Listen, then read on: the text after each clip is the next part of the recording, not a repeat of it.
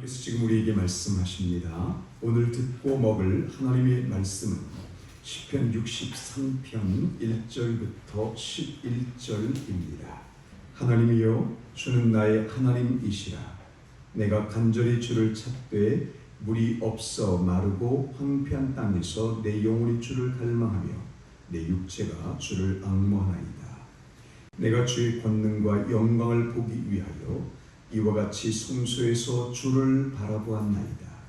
주의 인자하심이 생명보다 나음으로 내 입술이 주를 찬양할 것이라.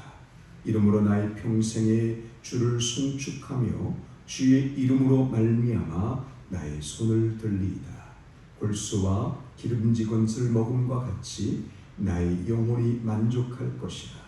나의 입이 기쁜 입술로 주를 찬송하되 내가 나의 침상에서 주를 기억하며 새벽에 주의 말씀을 작은 소리로 읊조릴 때에 하오리니 주는 나의 도움이 되셨습니다. 내가 주의 날개 그늘에서 즐겁게 부르리이다. 나의 영혼이 주를 가까이 따르니 주의 오른손이 나를 붙드시거니와 나의 영혼을 찾아 멸하려 하는 그들은 땅 깊은 곳에 들어가며 칼의 세력에 넘겨져 승냥이의 먹이가 되리이다. 왕은 하나님을 즐거워하리니 주께 맹세한 자마다 자랑할 것이나 거짓말하는 자의 입은 막히리로다.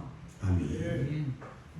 오늘 읽으신 이 본문의 구절이 굉장히 은혜롭고, 그래서 이 구절은 찬송가로도 찬양곡으로도 많이 읊조리고 있는 가사인 것을 아실 거예요.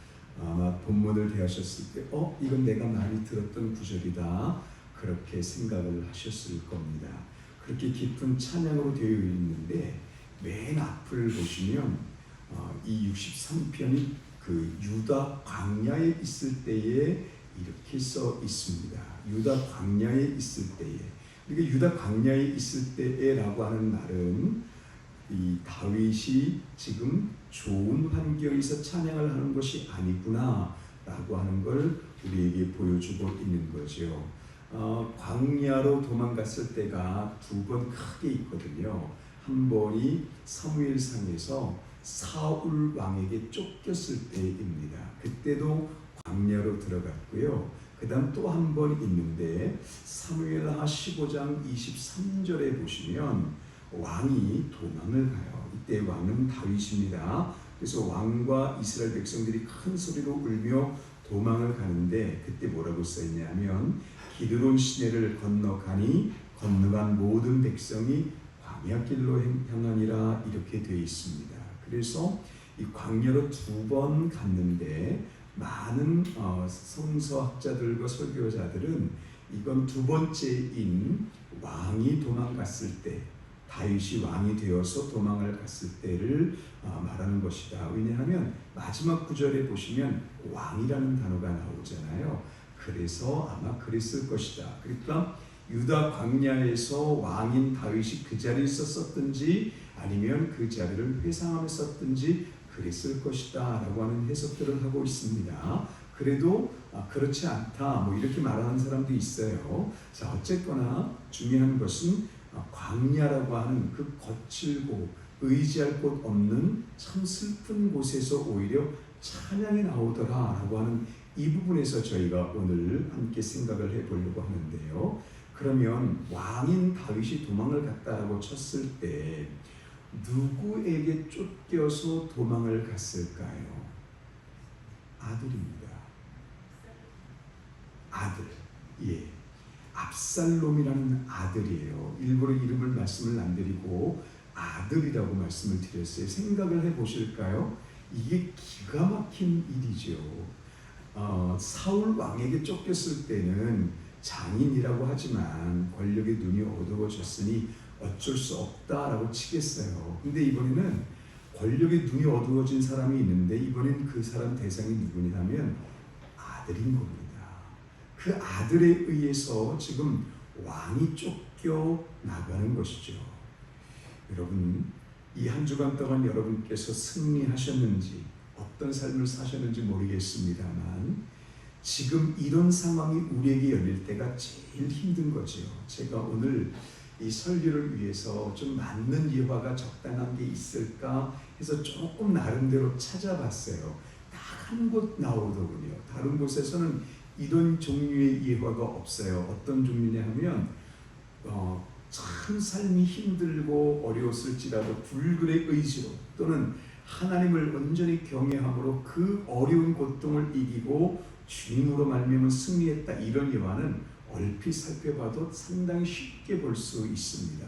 그렇게 감동을 받기도 쉽습니다. 그런데 오늘 이 상황은요, 배신과 배반으로 인한 것입니다. 예화들 중에서 다른 예화들은 그런 대로 살펴볼 수가 있는데 배신을 극복하고 배신의 환경에서 사랑의 씨를 뿌리는 예화는 상당히 어렵습니다. 한 군데 찾았어요. 예수님이요. 예수님께서 그 수제자인 베드로가 예수님을 모른다고 부인을 했습니다. 진짜 조금 가볍게 말해주세요. 이놈의 시키 이렇게 가볍게 그냥 가볍게 말하면 요 정도 되지 않겠습니까?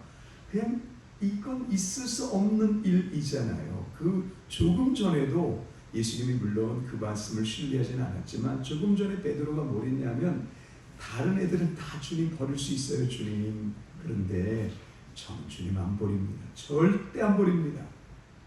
그랬던 사람이거든요.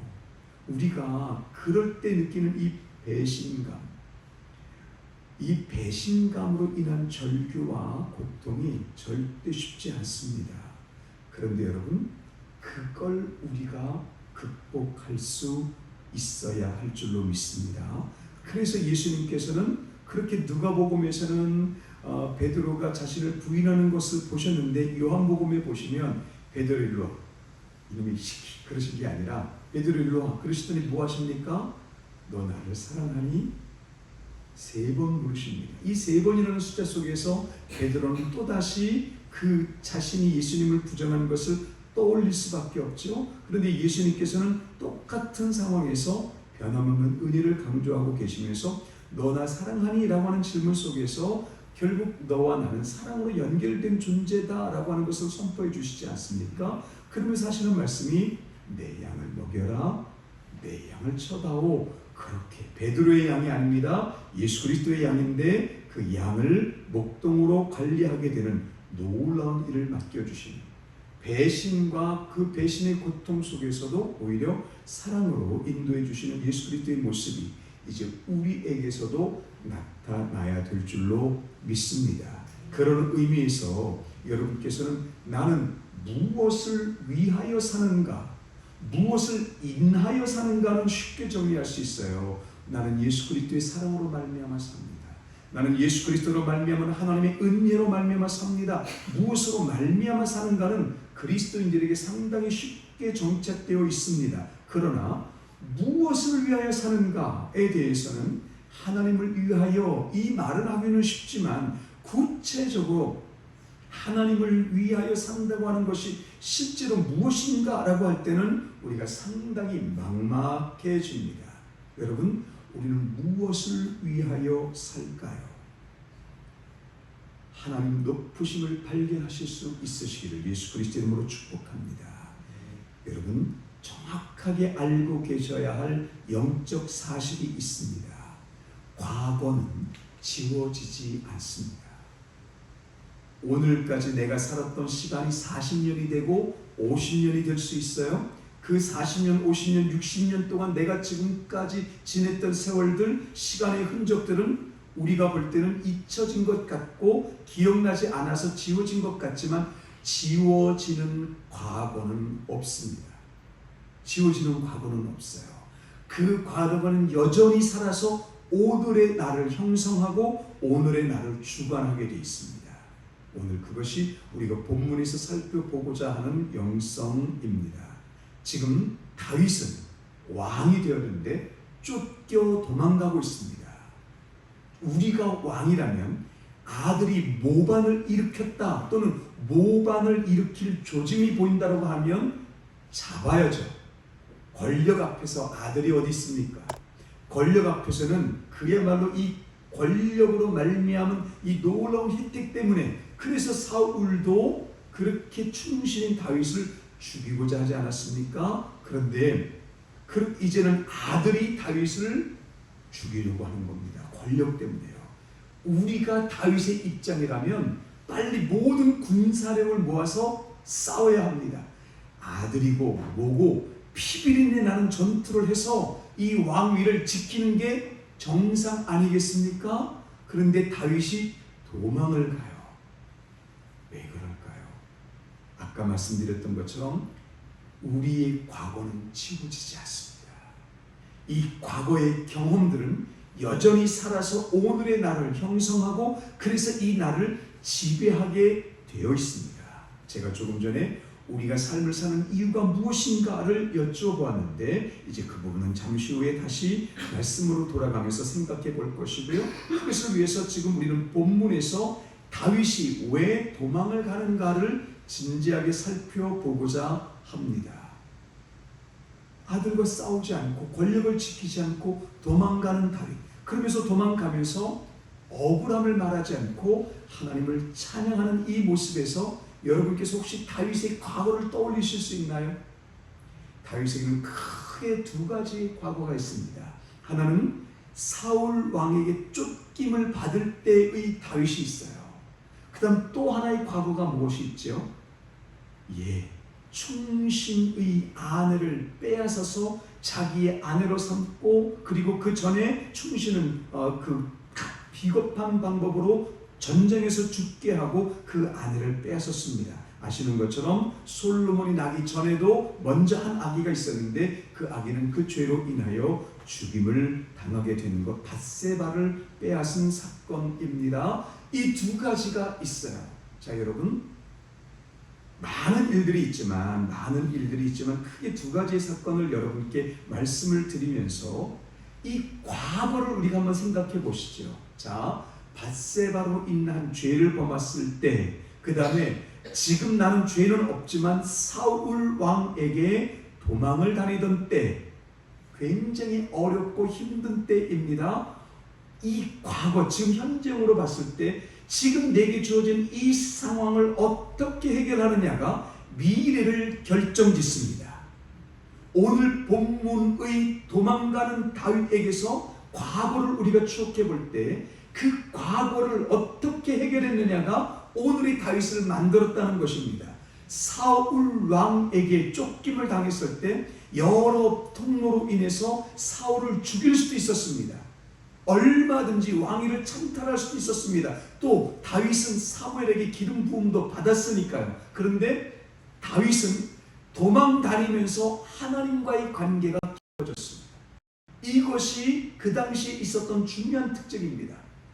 억울하고 힘들었지만 그 억울하고 힘든 것을 가지고 사울과 싸운 것이 아니라 억울하고 힘든 중에 하나님께 그것 가지고 나가서 하나님, 내가 왜 이렇게 힘들어야 합니까? 왜 이렇게 나에겐 대적이 많습니까? 라고 하는 아픔을 고백하고 그렇게 하나님께 드리는 가운데 하나님께서 직접적으로 도우시고 인도하시는 것을 계속해서 경험을 통하여 다윗의 믿음은 더 순수해졌을 뿐만 아니라 그 속에서 담대함과 강건함이 다윗을 붙잡게 된 것이죠. 다윗은 몰랐지만 왕에게 도망다니는 과정에서 하나님과의 관계가 돈독해짐으로 인해서 왕이 될 자질을 갖추게 된 것입니다. 왕이 될 자질을 하나님께서는 도망자의 삶 속에서 갖추게 하셨습니다. 또 한 가지 있습니다. 이번에는 밧세바를 범했을 때입니다. 밧세바를 범했을 때 선지자가 와서 지금 당신이 하나님께 죄를 지었습니다 라고 했습니다. 여러분, 이미 다윗은 절대 권력을 갖고 있는 왕입니다.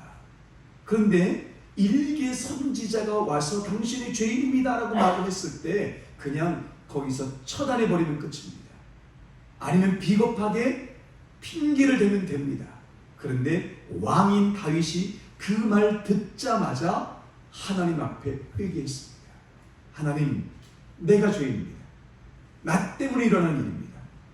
하나님 앞에 철저하게 금식하며 회개했습니다. 하나님 살려주세요. 그리고 이 아기도 살려주세요.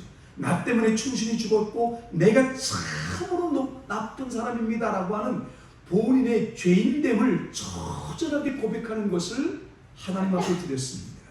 여러분, 하나님께서 그 악인은 데려가셨어요. 그 악인은 데려가셨는데 여기서 중요한 것은 다윗이 이 왕에게 쫓겨 다닐 때는 왕의 자질을 배우고 하나님과의 관계가 깊어졌다면 이번에는 비겁하게 권력을 휘두르는 왕이거나 핑계를 대는 왕이 아니라 내가 얼마나 죄인인가 라고 하는 것을 깨닫는 계기가 됨을 통하여 하나님과의 관계가 깊어졌습니다. 여러분, 이것이 중요한 겁니다. 오늘이라는 현재는 분명히 내일이 되면 과거가 될 겁니다. 그 오늘이라는 현재 속에 여러분과 저에게 주어진 삶의 고통들이 있습니다. 이게 죄로 인한 것일 수도 있고 나의 행동의 죄와 관계없이 이루어진 일일 수도 있어요. 이것을 첫 번째는 사람의 방법으로 해결하느냐 하나님의 방법으로 해결하느냐, 이걸 먼저 결정을 지시고, 하나님의 방법으로 해결할 때는 그때는 핑계나 이것을 대는 것이 아니라 하나님의 방법으로 해결을 하겠다라고 할 때는 그 해결이 될 때까지 끝까지 붙잡으셔야 합니다. 이것이 다윗이 왕에게 쫓김을 당할 때나 그리고 다윗이 죄를 범함으로 인하여 어려움에 처했을 때 일어났던 공통적인 특징입니다. 두 가지의 특징을 여러분께 말씀을 드렸습니다. 첫 번째, 사람의 방법으로 해결할 것인가? 쉽습니다. 돈으로 끝낼 수 있습니다. 숨길 수도 있습니다. 위장할 수 있습니다. 그렇게 권력으로 해결할 수도 있습니다. 하나님의 방법으로 해결하는 것 절대 쉽지 않습니다. 시간도 오래 걸립니다. 될지 안 될지 모릅니다. 그런데 여러분, 지금 여러분의 삶에 고통이 있으십니까? 결정하시기를 바랍니다. 주님, 나는 하나님 방법으로 해결하겠습니다. 하나님께서 이 부분에 대한 지혜가 있으실 겁니다. 하나님께서 이 부분에 대해서 길을 열어주실 겁니다. 수많은 사람들이 나에게 간증을 했던 것처럼 나도 이 일에 대하여 하나님의 역사심을 볼 수 있습니다. 하나님께 맡기고 말씀을 따라 기도하면서 은혜 따라 해결하고 싶습니다. 하나님께서 결정하신 것을 택하십시오. 그때부터가 눈물의 시간이고 인내의 시간입니다. 왜 하나님께서 해결해 주실 줄로 믿습니다라고 하면 그래 잘 왔다 라고 해서 얼른 지혜 주시고 길을 열어주시면 서로 좋지 않습니까? 서로 좋은 것 아니면 내가 하나님을 사랑하겠다는데. 그런데 여러분, 오늘 다윗이 고백하고 있는 유다 광야, 여러분께 사진으로도 많이 보셨을 거예요. 절대 가지 않는 곳입니다. 절대 갈 수 없는 곳, 살 수 없는 곳이에요. 근데 그 광야에 지금 도망자가 돼서 쫓겨나면서 하나님을 찬양하는 모습, 오늘 여러분 보지 않으셨습니까? 여러분과 함께 그 마음을 다해서 함께 읽고 싶은 마음이 있을 정도로 이 구절구절이 내가 여호와를 찬양합니다, 주님의 말씀이 모든 것보다 더 귀하고 아름답습니다라고 어떻게 고백할 수 있냐고요. 하나님과의 관계에서, 오늘이라는 상황에서 하나님과의 관계에서 해결을 왔기 때문입니다. 그래서 여러분, 인내가 필요합니다. 인내가 필요해요. 하나님께서 우리 마음의 순수함도 아십니다. 나 역시 진짜 순수한 마음으로 하나님께 응답을 받고자 합니다만은 내가 생각하는 순수와 나를 덮고 있는 어둠의 세력은 다릅니다. 하나님의 말씀은 이미 응답으로 주어졌을지라도 그 응답이 우리에게 미치는 것은 시간이 필요한 것입니다. 그러므로 여러분, 지금 여러분에게 고통이 있으십니까? 이 고통이 죄의 고통으로 인한 것이든 어떤 고통으로 인한, 어떤 이유로 인한 것이든 간에 하나님께서는 여러분에게 주실 메시지가 있으십니다. 하나님께서는 여러분에게 주실 은혜가 있으십니다. 이 고통을 어떻게 다스리고 이 고통에서 어떻게 주님 앞에 나아가느냐에 따라서 내 미래가 바뀝니다. 어떻게 바뀔까요? 하나님과의 관계가 깊어지느냐, 아니면 야 해봤더니 안 되더라, 없어, 이렇게 말하느냐라고 하는 것입니다. 이제 우리가 다시 아까 했던 질문으로 돌아가 보려고 합니다. 우리가 무엇을 위하여 삽니까? 우리는 그리스도인입니다. 여러분 모두가 그리스도인들이에요.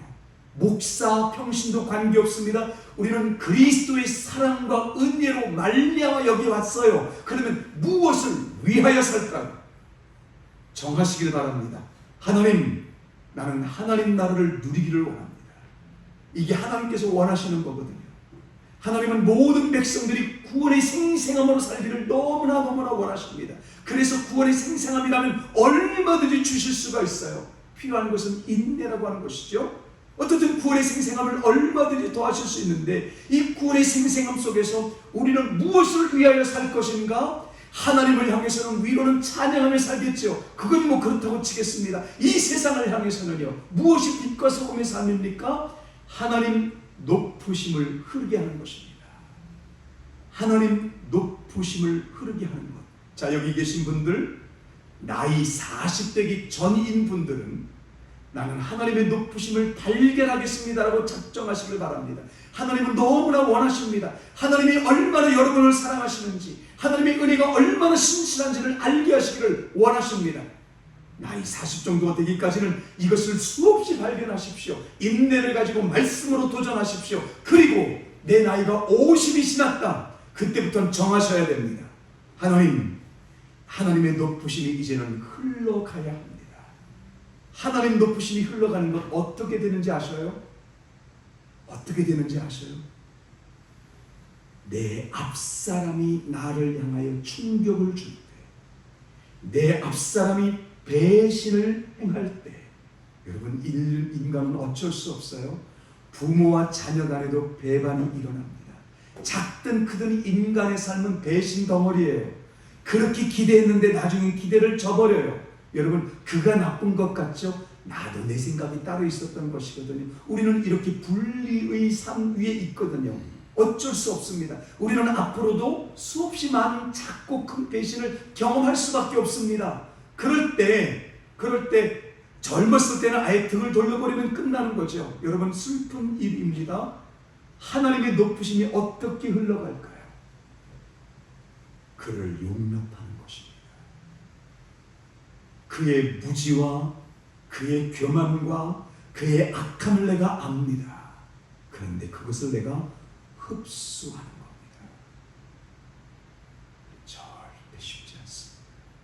그런데 여러분, 상대방의 어리석음과 악함을 흡수하지 않으면 이 배반과 각종 어둠이 난무하는 이 시대 속에서 하나님 높으심은 절대 구체적으로 흐를 수가 없습니다. 교회는 그렇게 영적으로 무력해지는 것이죠. 예배당은 화려할 수 있어요. 예배는 거창하게 보낼 수 있습니다. 그런데 진짜 중요한 내 삶 속에서, 내가 만나는 직장 동료들에게서, 심지어는 부모와 자녀 사이에서도 그의 작은 문제로 인하여 요즘에는 별 뉴스가 다 들립니다. 끔찍한 뉴스. 이제는 아버지와 아들 그 관계도 이제는 없는 것 같습니다. 너무 무서운 시대입니다. 여러분, 무섭고 악한 뉴스는 들리는데 교회가 자기의 터전을 늘리기 위해서 애쓰는 것도 들립니다. 참 부끄러운 뉴스일 수 있습니다. 그런데 그의 아픔을 흡수하고 그의 어둠을 흡수하고 용납하는 교인들의 모습이 점점 보이지 않더라라고 하는 것입니다. 저는 쇼가 될 수 없습니다. 예배는 쇼에서 시작한다고 말씀을 드렸습니다. 그러면서 점점 내 것이 되어야 합니다. 여러분, 지금 우리가 이 성일교 전까지 선포하는 이 영광의 선포가 여러분의 것 되셨기를 축복합니다. 그렇게 예배에서 여러분이 영광을 선포하십시오. 그리고 삶 속에서도 여러분, 다른 거 없어요. 제가 여러분의 고통을 흡수할 수 있을까요? 여러분은 혹시 다른 사람의 아픔을 흡수하실 수 있습니까? 그를 용납하실 수 있습니까? 없습니다. 다시 말씀드려요. 과거는 지워지지 않습니다. 과거는 없어지는 게 아니에요. 과거, 즉 오늘이라는 현재 속에서 어떻게 그 부분 속에서 하나님을 만나고, 어떻게 하나님께서 나를 용납하시고, 어떻게 하나님께서 나에게 은혜 베풀어 주신가를 실제로 경험해야만 내가 다른 사람들을 용납할 수 있습니다. 저는 아직 나이가 80이 되지는 않았습니다. 이제 50 조금 넘었어요.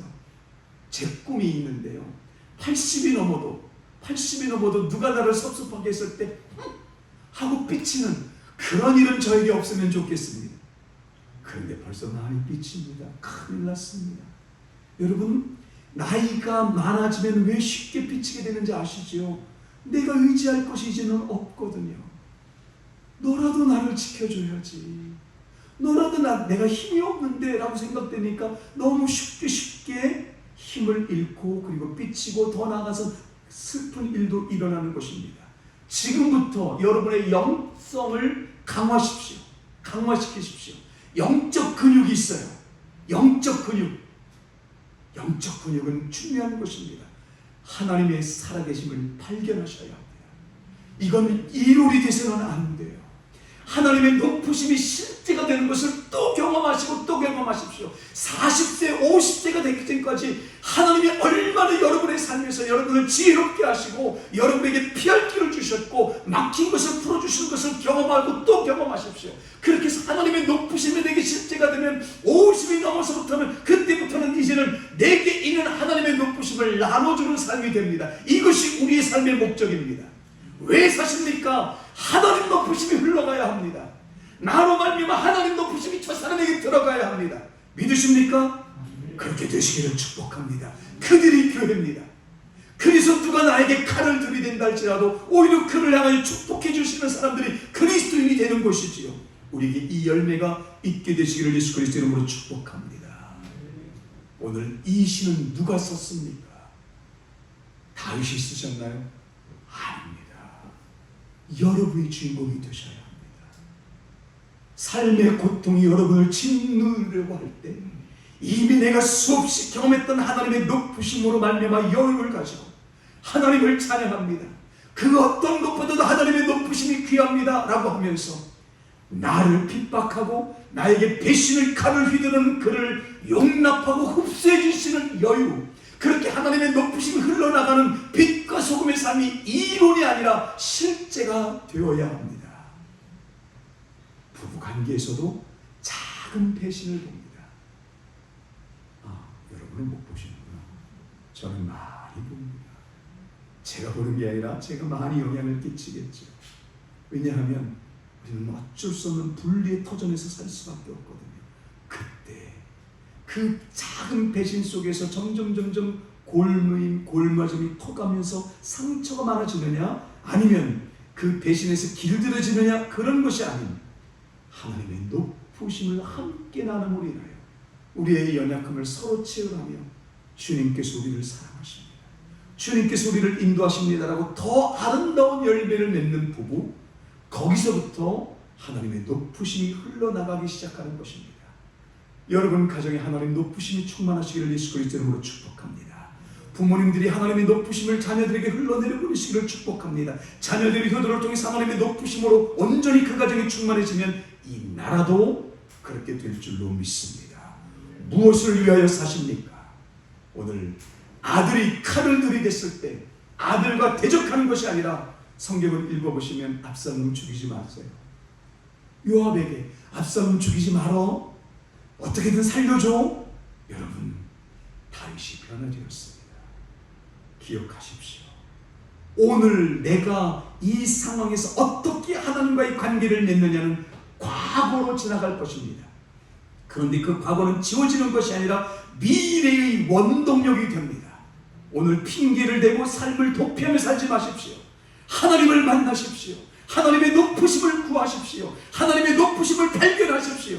그것이 여러분에게 영적 근육이 되어서 수많은 이들에게 하나님 높으심을 흐르게 할 수 있고, 하나님 높으심이 흐르게 하기 위한 그들을 용납하며 그들을 흡수할 수 있는 놀라운 일을 행하는 영적 주인공으로 하나님께서 여러분을 쓰시게 될 줄로 믿습니다. 이것이 여러분에게 핵심 가치가 되시기를 주여 하나님 높으심 흐르게 하시옵소서. 이것이 여러분의 영혼의 핵심 가치가 되시기를 예수 그리스도의 이름으로 축복합니다. 기도하겠습니다. 하나님 아버지,